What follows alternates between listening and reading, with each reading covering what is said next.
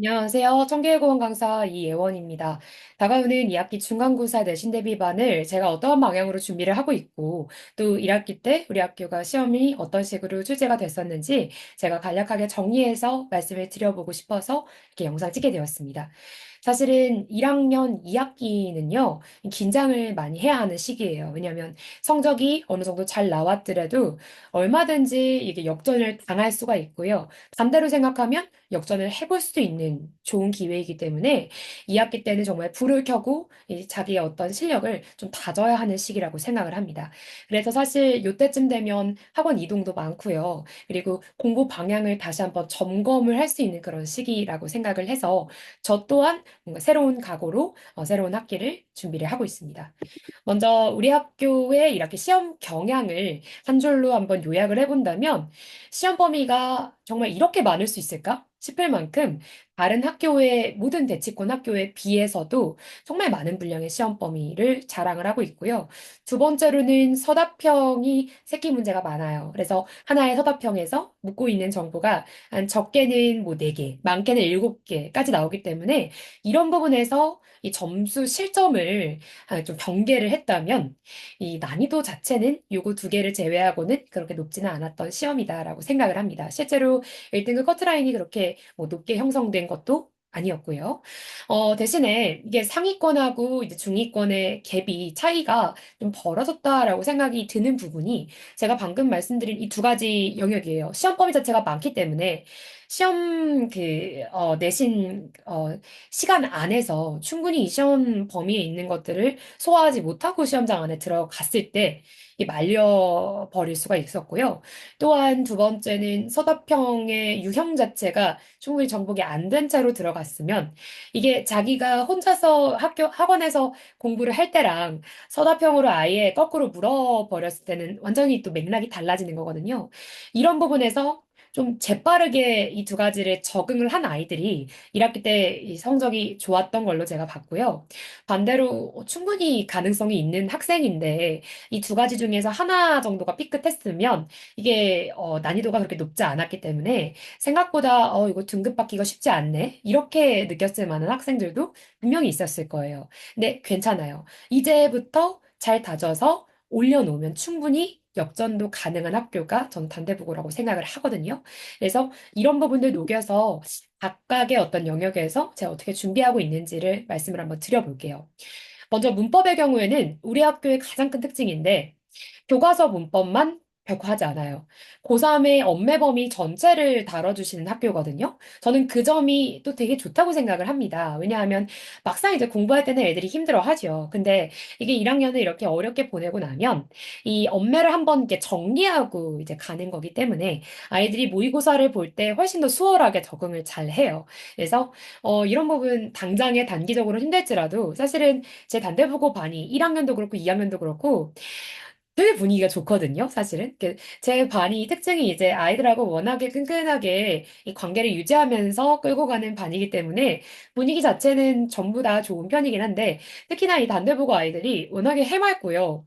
범위가 이렇게 많은데도 불구하고 이거를 즐기지 않으면 이게 힘들거든요. 근데 본인들이 이런 부분들을 좀 이렇게 충분히 받아들이고 저랑 같이 어차피 할 거 재밌게 좀 해보자 이런 느낌으로 가는 이제 반이기 때문에 제가 이렇게 먼저 생각만 해도 웃음이 나오는 그런 반이에요. 그래서 이렇게 범위가 많고 난이도도 높아요. 이제 아직 우리한테 남아있는 범위도 많아요. 이제 중세국어랑 표준어법이 우리 교과서에 남아있는 범위이고요. 문장이라고 하는 하나의 큰 고비가 남아있습니다. 아마도 이 문장도 건드리실 것 같거든요. 근데 이제 이 문장 파트가 우리 교과서에는 나와 있는 파트가 아니에요. 이게 난이도가 높기 때문에 나중에 고3 엄매 이제 고3 교과서에 들어가 있는 그런 부분인데 요거를 아마 건드리실 것 같고요. 최악의 경우에는 이 문장이랑 이 중세국어랑 같이 나오는 경우에 작년의 경우엔 그랬는데 이렇게 같이 결부가 돼버리면 문제 난이도가 확 올라가거든요. 그런 경우는 없기를 바라지만 그런 경우까지도 저는 고려를 해서 이제 준비를 하고 있고요.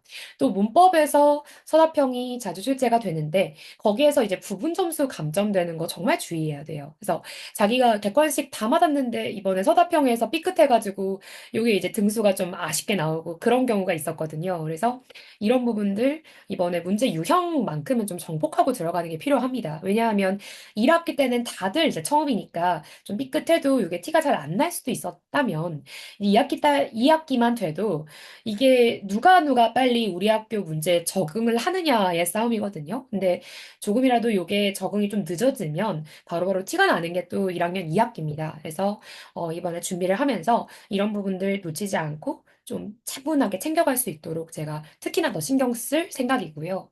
두 번째는 이제 문학인데 문학에서는 이제 문학 개념어가 이제 선제에서 자연스럽게 땅땅 박혀서 나옵니다. 그래서 문학 개념어에 대해서 조금이라도 오해하고 있는 바가 있다면 그런 부분들 재빨리 강사가 알아차리고 교정을 해주는 게 중요하고요. 이제 내신 이제 범위 안에 있는 작품들 자체도 굉장히 많아요. 교과서에 있는 작품만 다루지 않고 우리 부교재 올림포스에서 정말 많은 문학 작품들을 시험 범위에 포함을 시키시고 이제 이게 꼼꼼하게 정리가 안 된 채로 시험장 안에 들어가면 이제 시간이 생각보다 부족한 경우가 나와버릴 수도 있고요. 혹은 작품들만의 혼동이 일어나서 자기가 이 충분히 실력 발휘를 못하고 돌아오는 경우도 있기 때문에 이 내신 시험 범위 안에서 정말 한 작품 한 작품 차분하게 정리하는 게 무엇보다도 필요한 학교가 단해보고가 아닐까라고 생각을 하고 있습니다. 비문학도 가끔씩 출제가 되죠. 우리 중간고사 때는 비문학이 출제가 됐었는데, 이 비문학의 글 자체가 워낙에 길다 보니까, 긴 글을 일단은 여러 각도에서 분석하고 들어가는 게 필요해요. 우리 모의고사식으로 공부 그냥 대충 한번 읽고 들어가서는 안 되는 것이고요. 여러 각도에서 미리 선생님이랑 꼼꼼하게 분석을 하고, 시험장 안에서는 비문학을 새롭게 읽어서는 안 되고, 충분히 이 안에서 효율적으로 정리를 할 수 있도록 이런 부분을 신경 써서 구분을 해야지 이제 충분한 점수를 얻을 수 있다고 생각을 하고 있습니다. 정리를 하면요. 2학기 공부 방향은 그래서 시험 범위 안에 워낙 시험 범위 자체가 방대한 학교이기 때문에 그 안에 있는 내용을 이 시간 안에 주어진 시간 안에 꼼꼼하게 정리를 하면서 동시에 이제 모든 각도에서 고민을 해보면서 자기가 실점이 나지 않도록 그렇게 연습을 하는 게 필요하고요. 특히나 우리 학교가 서답형 문항에서 이게 단답형이기 때문에 문제 정답이 정해져 있는 거예요. 정해진 정답에서 자기가 출력만 제때제때 하는 방식으로 훈련을 하면 되는데, 사실은 애들이 이 서답형을 서술형하고 많이 오해를 해서 열려있는 질문이라고 생각을 하는 경우가 많거든요. 그렇게 되면 우리 학교가 서답형 출제, 이 점수 채점이 생각보다 좀 이렇게 까다롭기 때문에 실점을 하는 경우가 많습니다. 그래서 정확히 서술형이랑 서답형의 문제 유형 구분을 먼저 해주는 게 중요하고요. 이런 부분들 저랑 이번 기회에 확실하게 다져가면서 실점을 좀 막아주는 방향으로 연습을 하는 게 가장 좋지 않을까라고 생각을 하고 있습니다. 이것은 제 이제 교재 샘플인데요. 보통은 이제 자료가 걱정이 돼서 선생님 좀 고민이 됩니다. 이렇게 많이들 말씀을 하셔요. 근데 사실은 제 자료를 한번 받고 나면 애들이 먼저 만족을 해서 학부모님들께 자랑도 하고 그런다고 제가 많이 듣고 있습니다. 왜냐하면 제가 매번 이제 강의록을 쓰잖아요. 그러면 이제 그 강의록의 내용에 맞춰서 교재를 제가 계속해서 재편을 하고 있고요. 그래서 애들이 혼자서 공부를 할 때도 이런 흐름을 그대로 잘 따라갈 수 있다라고 피드백을 많이 주고, 실제로 이번 여름방학 이제 막 끝났는데, 제 시점에서는요. 근데 이제 애들이 가장 많이 이제 피드백을 줬던 게, 선생님 자료가 너무 좋아요. 선생님 교재가 너무 딱딱 정리가 잘 되어 있고, 특히나 이런 손필기 자료가 너무 꼼꼼해요. 이렇게 이제 피드백을 많이 줘요. 그래서 사실은 여자애들이 되게 좋아하는 꼼꼼한 여자애들이 상위권, 최상위권 여자애들이 이제 여름방학, 겨울방학 때 많이 이제 오는 그런 수업이 또 제 수업이라고 생각을 하는데, 이런 저의 어떤 꼼꼼한 지점들이 통해서 아마도 그런 부분들을 좋아해 주는 게 아닐까라고 생각을 하고 자부심으로 갖고 있습니다. 그래서 이런 부분들 너무 걱정하지 않으셔도 괜찮다라고 말씀을 드려보고 싶고요.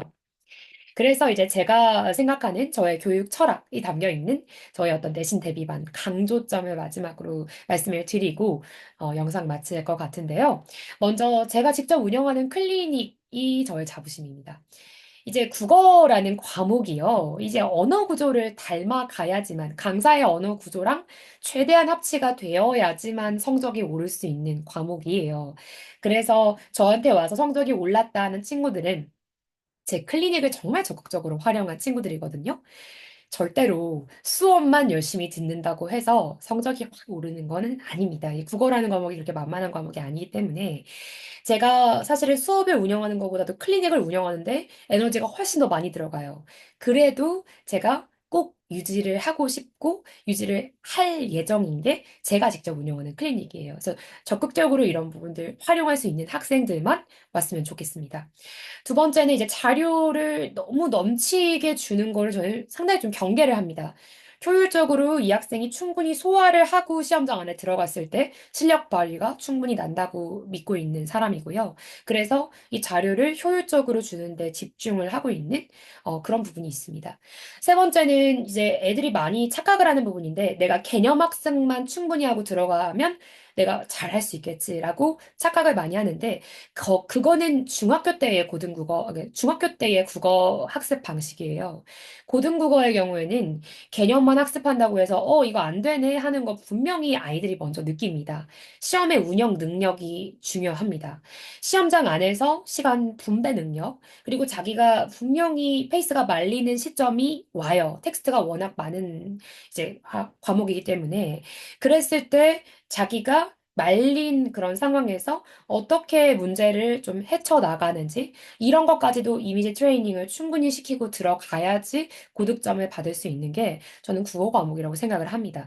이런 부분들 제가 워낙에 학생들 개개인별로 특징들을 잘 파악을 하고 챙기는 사람이기 때문에 아마 2학기 그리고 2학년 때 계속해서 이제 학생들이 더 늘어나는 강의가 아닐까라고 제가 또 생각을 하고 있습니다. 네 번째로는 이제 내신 시험 제일 중요하죠. 저한테 단기적으로 주어진 목표가 내신 시험이니까요. 하지만 제가 사실은 방학 때, 이 방학은 이제 수능 강의를 하고 있잖아요. 그랬을 때 수업 유지율이 90% 이상 유지가 되고 있거든요. 그만큼 제가 단기적인 내신 시험뿐 아니라 장기적으로 이 학생의 국어 능력 자체를 책임지고 기르고 있는 강사이기 때문에 그런 부분이 인정받아서 기존의 학생들이 방학 때 이거를 빼고 막 다른 수능 강의를 넣는 게 아니고 오히려 유지를 해주고 외부에서 더 들어오고 이런 상황이 계속해서 유지가 되고 있다고 생각을 합니다. 그래서 이런 부분들 제 자부심으로 갖고 계속해서 이 장기적으로도 이 학생의 국어 문해력 자체를 기르는 수업을 지향을 하고 있습니다. 이게 마지막으로는 학생한테 제가 직접 클리닉을 운영을 하고 있기 때문에 피드백 자체는 정말 확실하다고 이제 말씀을 드려볼 수 있겠죠. 근데 이제 학부모님들과의 신뢰 관계도 저는 되게 중요하다고 생각을 하거든요. 왜냐하면 이 국어라는 과목이 이 짧은 호흡으로도 성과가 확 날 수도 있는 과목이겠지만 사실은 워낙 어려운 과목이기 때문에 긴 호흡으로 저와 계속해서 밀고 나갔을 때 폭발적으로 성장하는 과목이기도 하거든요. 저는 그게 또 그거의 매력이라고 생각을 하는데 그 부분에서 학부모님들과의 신뢰관계가 없으면 제가 오히려 2학년 수업이 더 인기가 많고 이런 게 결코 유지가 되지 않을 거라고 생각을 해요. 그래서 그만큼 제가 학부모님들과도 탄탄하게 신뢰관계를 유지를 할 수 있는 게 학생과의 어떤 신뢰를 바탕으로 제가 매번 이제 메모를 하고 있고 그런 메모를 학부모님들께 피드백을 이렇게 문자로 드리고 있습니다. 이거 역시도 지금 제 규모에서 이게 만만치가 않은 작업이에요. 클리닉만큼 품이 많이 드는 작업인데 그만큼 이 학부모님들과의 신뢰를 바탕으로 해서 계속해서 이 누적해서 실력을 쌓아 나갔을 때 국어라는 과목은 분명히 오를 거라고 제가 확신을 하는 사람이기 때문에 이런 부분들 제가 품을 들여서 유지를 하고 있다라는 점을 마지막으로 좀 강조를 해드리고 싶었습니다. 네, 그러면 마지막으로 이제 2학기 중간고사 시간표를 안내를 해드리고 영상 마칠 텐데요. 먼저 저희 단대부고 1학년은 계속해서 이제 일요일 6시 수업을 유지를 하고 있고요. 제가 강조드리고 싶은 건 강사 클리닉 시간입니다. 그러니까 아이들이 자발적으로 참여를 100% 하고 있어요. 왜냐하면 자기들이 처음에 이제 상위권 학생들의 경우에는 시간이 워낙 금이잖아요. 그래서 처음에 오기 싫다고 막 버티다가 막상 오니까 제가 피드백도 주고 막 동기부여 해주고 그런 걸 보니까 자기들이 도움되는 거를 자기들이 가장 많이 알죠. 그래서 지금 100% 학생들이 자발적으로 참여를 하고 있는 게 저의 클리닉 수업이기도 한데요. 그렇기 때문에 애초에 저랑 클리닉 시간을 좀 맞추고 들어오는 게 중요해요. 그래서 이 시간들을 미리서 좀 봐주시고 참고를 해주셨으면 너무 감사드리겠고요. 이제 개강 시간은 이러하고 이제 회차는 이러합니다. 그래서 추가적인 어떤 문의사항이 있으시다면 카운터를 문의해 주시면 제가 직접 연락을 드려서 충분하게 질의응답 이렇게 해드리도록 하겠습니다. 마지막까지 이렇게 긴 설명 들어주셔서 진심으로 감사드립니다. 고맙습니다.